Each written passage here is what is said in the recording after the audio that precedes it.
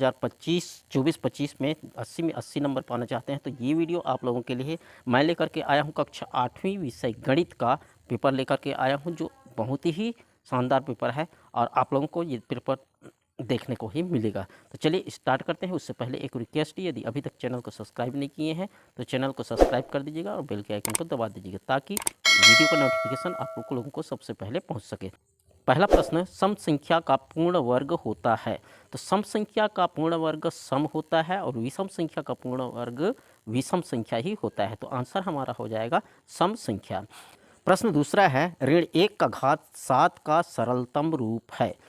यदि घात सम में रहेगा तो धनात्मक में आएगा आंसर, और यदि विषम रहेगा तो ऋणात्मक में आएगा। तो 1 का जितने बार भी गुणा करेंगे 1 ही आएगा, लेकिन इसमें चिन्ह क्या होगा, ऋण 1 होगा। यदि विषम संख्या है तो 7 विषम संख्या है तो आंसर हो जाएगा हमारा ऋण 1। चौथा, वृत्त में लघु वृत्तखंड का कोण 110 अंश है तो संगत दीर्घ वृत्तखंड पर कोण होगा। तो देखिए, संगत दीर्घ वृत्तखंड का कोण, ये दीर्घ वृत्तखंड का कोण है और ये लघु वृत्तखंड का कोण है। दोनों का योग जो है कितना होता है, 180 होता है। 180 में 110 घटाएंगे तो बचेगा हमारा 70। तो 70 अंश इसका सही आंसर होगा। प्रश्न पांचवा है,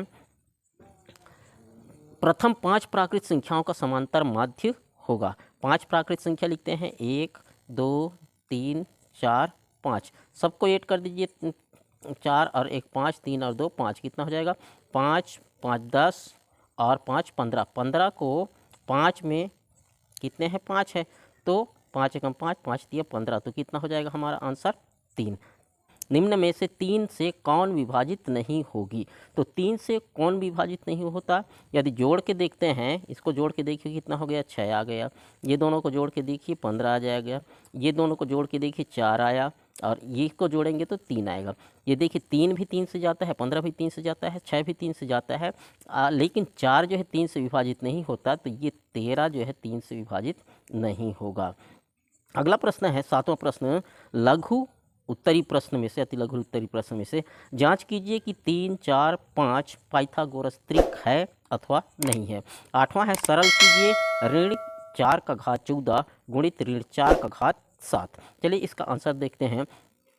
ये पाइथागोरस त्रिक 3 4 5 पाइथागोरस त्रिक है कि नहीं है। पाइथागोरस त्रिक का नियम है, कर्ण का वर्ग बराबर आधार का वर्ग धन लंब का वर्ग। ये समकोण त्रिभुज में ये जो है ये कर्ण होता है और ये आधार होगा और ये क्या कहलाता है, लंब कहलाता है। तो ये कर्ण ये दोनों के योग के बराबर होता है। तो कर्ण का वर्ग बराबर आधार का वर्ग धन लंब का वर्ग। तो कर्ण हम 5 को मान लेते हैं, जो बड़ी संख्या रहता है वही कर्ण होगा। 5 का वर्ग बराबर 4 का वर्ग धन 3 का वर्ग। 5 का वर्ग 25, 4 का वर्ग 16 और 3 का वर्ग 3 तिया 9। तो दोनों को जोड़ते हैं तो देखिए 25 आया, इधर भी 25 इधर भी 25, अर्थात ये दोनों बराबर आए हैं, अर्थात ये पाइथागोरस त्रिक है। अगला प्रश्न का आंसर है, देखिए ऋण 4 का घात 14 गुणित ऋण 4 का घात 7। तो ये ऋण 4 को हम इस तरह से लिखेंगे, ऋण 1 गुणित 4 का घात 14। तो ये घात जो है दोनों के लिए होगा, ऋण 1 के लिए भी और 4 के लिए भी। तो यहाँ पे अलग कर देते हैं, ऋण 1 का घात 14 और 4 का घात 14। उसी तरह से इसको भी ऋण 1 गुणित 4 का घात 7, तो ये अलग कर देंगे। तो यहाँ पर देखिए ये सम संख्या है, सम संख्या है अर्थात ये ऋणात्मक जो है किसमें बदल जाएगा, धनात्मक में बदल जाएगा। और यहाँ विषम संख्या है तो ये क्या होगा, ऋण 1 ही होगा। तो ये हो जाएगा, ये धनात्मक में आ गया, ये ऋणात्मक में आ गया।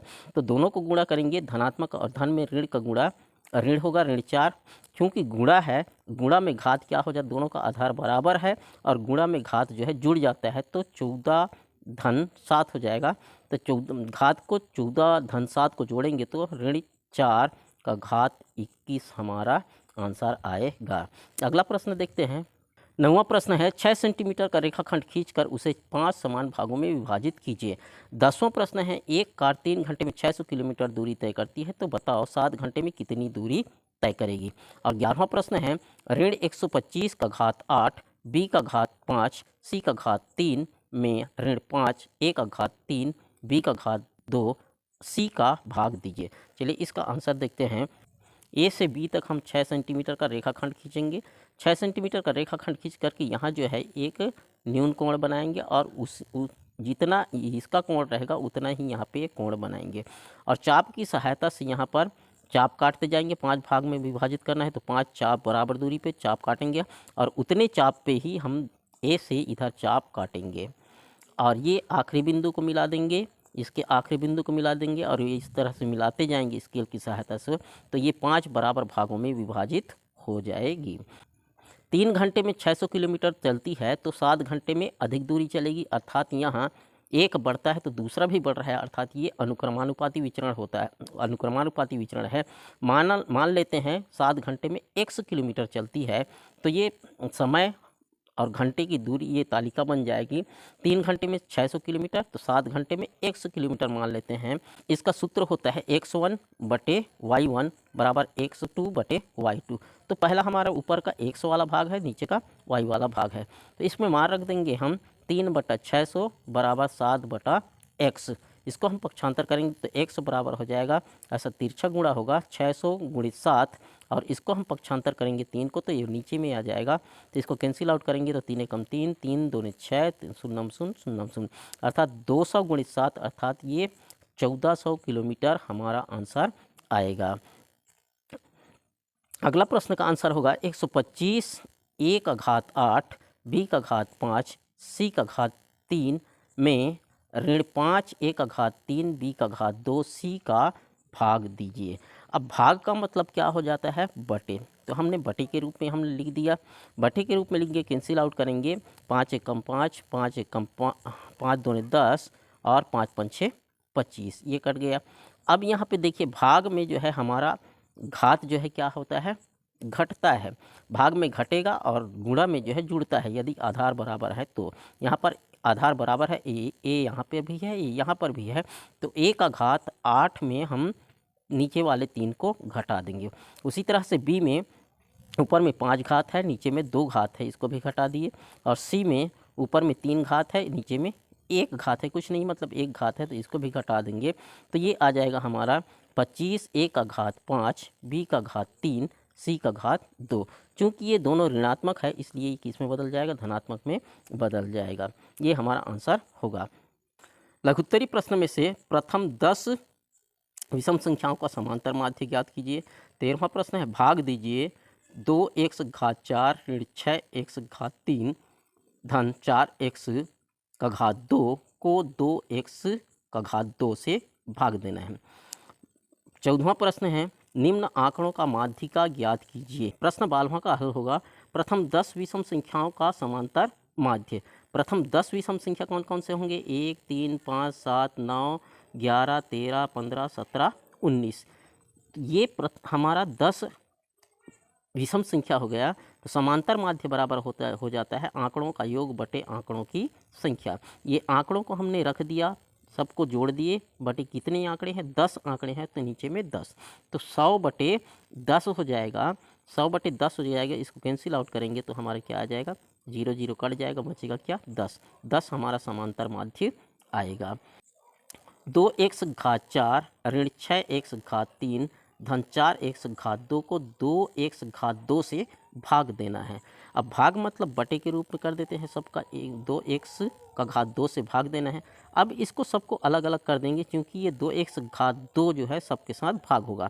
तो 2x घात 4 बटे 2x घात 2 ऋण 6x घात 3 बटे 2x घात 2 धन 4x घात 2 बटे 2x घात 2।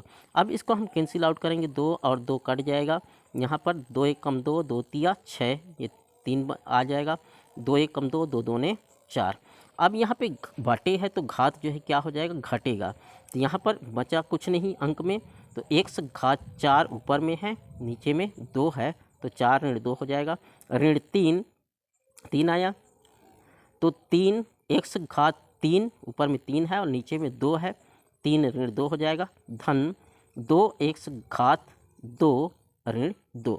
इसको हम हल करेंगे तो x घात 2 आएगा, ऋण 3x, इसमें 3 में 2 जाएगा तो 1 बचेगा, तो 1 को घात के रूप में हम नहीं लिखते हैं धन, इसमें ये जो है 0 हो जाएगा, अर्थात बचेगा क्या 2।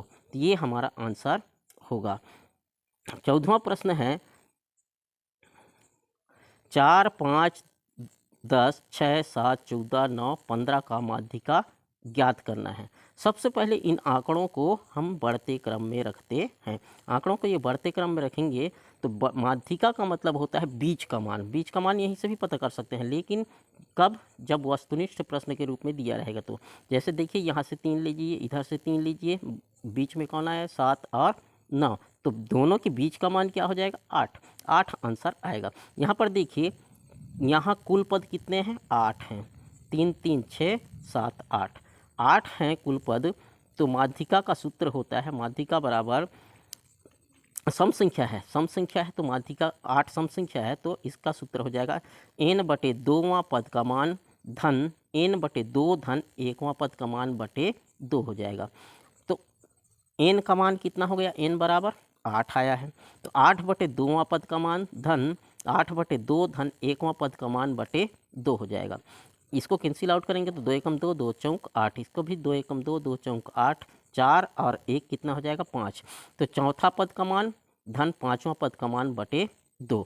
चौथा पद में कितना था, चौथा पद में 7 था और 5वां पद में 9 था, तो 7 धन 9 बटे 2, इसको हल करेंगे तो 7 और 9 16 हो जाएगा, 16 बटे 2 अर्थात 2 अट्ठे 16। तो ये 8 हमारा माध्यिका आएगा। दीर्घोत्तरी प्रश्न में प्रश्न 15वां है, एक ताश की गड्डी में इक्का आने की प्रायिकता क्या होगा, अथवा 9409 का भाग विधि से वर्गमूल ज्ञात कीजिए।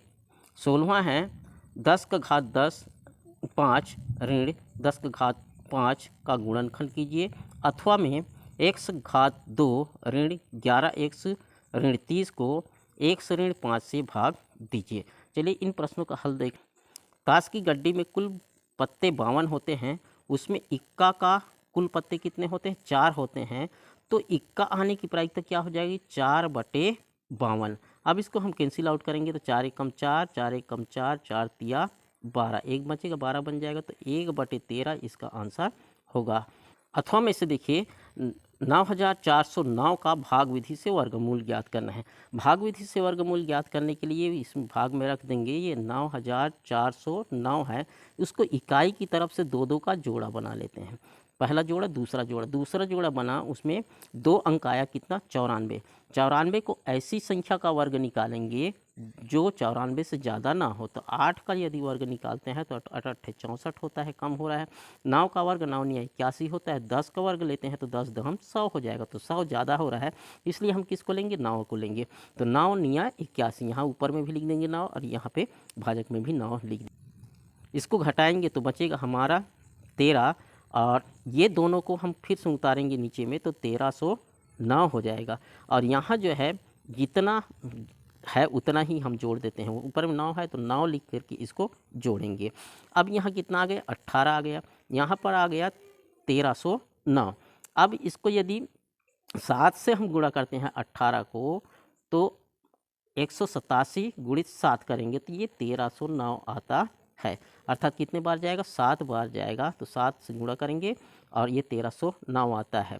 अब इसको हम घटाएंगे तो ये 0 0 आता है। इस तरह से भाग विधि से इसका आंसर आ गया हमारा कितना 97।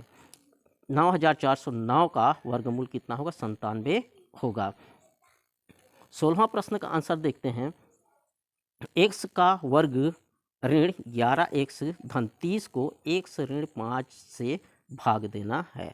भाग देंगे x ऋण 5 से, तो ये भाग के रूप में हम रख लेते हैं। सबसे पहले इसको घात के घटते क्रम में लिखते हैं, यदि घात के घटते क्रम में नहीं है तो, लेकिन ये घात के घटते क्रम में है तो लिखने की कोई ज़रूरत नहीं है। तो x घात 2 ऋण 11x धन 30, क्लियर। भाजक को इधर लिख देंगे x ऋण 5। अब सबसे पहले काम क्या करना होगा, इसका भाज्य का पहला पद और भाजक के पहले पद को हम भाग देते हैं। ये भाज्य का पहला पद और भाजक का पहला पद को भाग दे दिए, कैंसिल आउट करेंगे, 2 में से 1 घटाएंगे तो कितना x बचेगा 1 x बचेगा, ये हमारा भागफल होगा x, ठीक। इसका गुणा करेंगे हम भाजक के साथ, ये भाजक के साथ गुणा करेंगे x ऋण 5 के साथ, तो एक्स का एक्स से गुणा करेंगे तो एक्स का वर्ग, और एक्स का ऋण 5 से गुणा करेंगे तो ऋण 5x आएगा। इसको हम यहाँ पे लिख देंगे, यहाँ पे उतार देते हैं, एक्स का घात 2 ऋण 5x। अब यहाँ पे चिन्ह को परिवर्तित कर देंगे, यहाँ पे ऋण है तो धनात्मक लगा देंगे, यहाँ पे धनात्मक है तो ऋणात्मक लगाएंगे, तो ये कट जाएगा। अब इसमें एक धनात्मक है दूसरा ऋणात्मक है तो घटेगा, 11x में 5x घटाएंगे तो ऋण 6x आएगा। क्लियर है। अब यहाँ पे 30 को भी हम नीचे ले आते हैं, 30 को नीचे ले आएंगे, ठीक उसी तरह से पहला काम किए हैं ठीक उसी तरह से दूसरा काम भी यहाँ पे करेंगे। जैसे यहाँ पर पहला पद क्या आया, 6x, ऋण 6x है, तो ऋण 6x का भाग किससे करेंगे, भाजक के पहले पद से। भाज्य का पहला पद को भाजक के पहले पद से भाग देंगे तो ये कैंसिल आउट हो जाएगा, x से x और बचेगा क्या हमारा ऋण 6।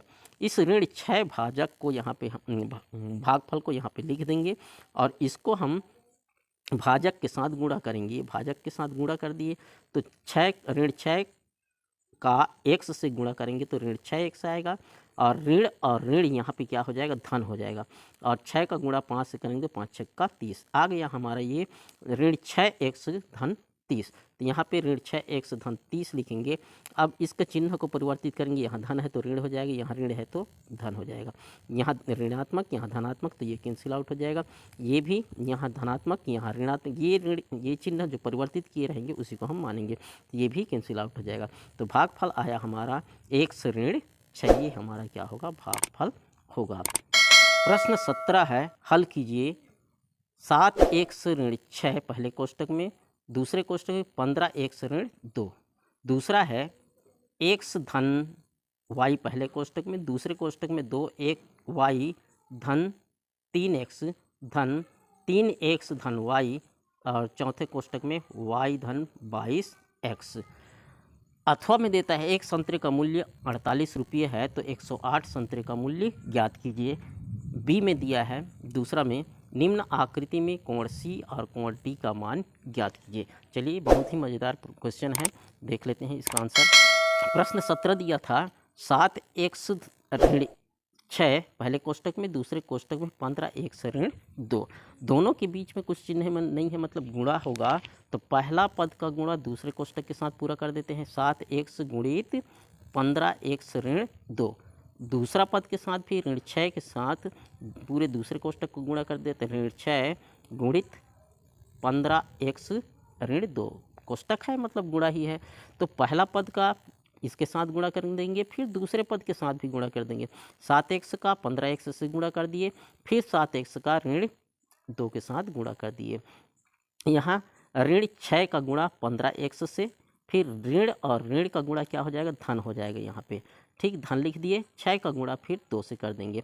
अब इसको हम हल करेंगे तो 15 सत्ते 105, x का वर्ग हो जाएगा, क्योंकि यहाँ पे गुणा हो रहा है तो घात क्या हो जाएगा, जुड़ जाएगा, और 7 दूने 14 x हो जाएगा ये, और ये ऋण 15 छक्के 90x और 6 दूने 12x। तो यहाँ पर ये 105x का वर्ग, और ये भी ऋणात्मक है ये भी ऋणात्मक है, दोनों जुड़ जाएंगे, 90 और 14 104, ऋण 104x हो जाएगा, धन 12, ये हमारा क्या होगा, आंसर होगा। ठीक उसी तरह से दूसरा प्रश्न भी है, पहले कोष्टक में x ऋण y, दूसरे कोष्टक में 2y धन 3x, तीसरे कोष्टक में 3x धन y, चौथे कोष्टक में y धन 22x। ये यदि जानते हो आप हल करने की विधि तो अंक हमारा कुछ भी दे दे, कोई अंतर पड़ने वाला नहीं है। तो पहला कोष्टक ये देखिए, पहले ये दोनों को लेंगे, क्योंकि ये बीच में धनात्मक है इसलिए ये दोनों कोष्टक को एक साथ, ये दोनों कोष्टक को एक साथ गुणा करेंगे। ठीक, पहले एक हमने हल किया, ठीक उसी तरह से पहला पद का गुणा ये दूसरे कोष्टक के साथ कर दिए, फिर ऋण y का गुणा ये दूसरे कोष्टक के साथ कर दिए, फिर यहाँ पे इसमें का पहला पद 3x है, 3x का गुणा ये दूसरे कोष्टक के साथ कर दिए, फिर धन y का गुणा ये फिर दूसरे कोष्टक के साथ हमने कर दिया। ठीक, अब इसका गुणा करेंगे तो x और 2y का गुणा करेंगे तो 2xy हो जाएगा। x का गुणा 3x के साथ करेंगे तो 3x का घात 2 आ जाएगा।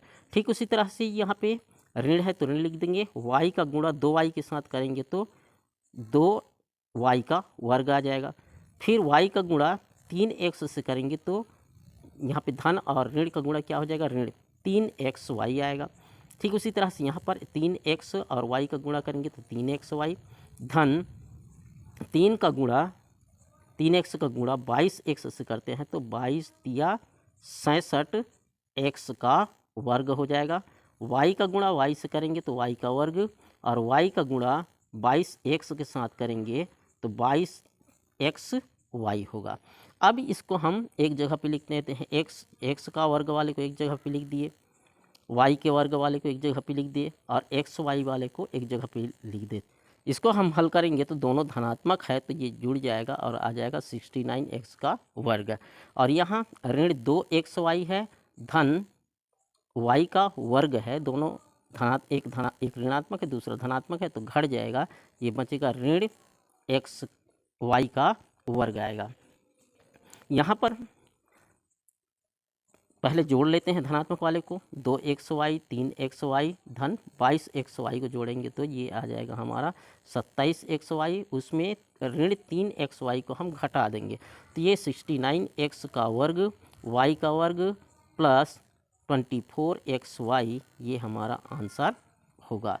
इसमें भी अथवा में दिया है, अथवा में दिया था एक संतरे का मूल्य 48 रुपये है तो 108 संतरे का मूल्य कितना होगा, 108 में 48 को गुणा कर देंगे तो ये 5184 रुपये इसका आंसर आएगा। और इस दिया है, ये वृत्त दिया गया है, इस वृत्त में कोण C व कोण D का मान ज्ञात करना है। ये कोण C और कोण D का मान ज्ञात करना है।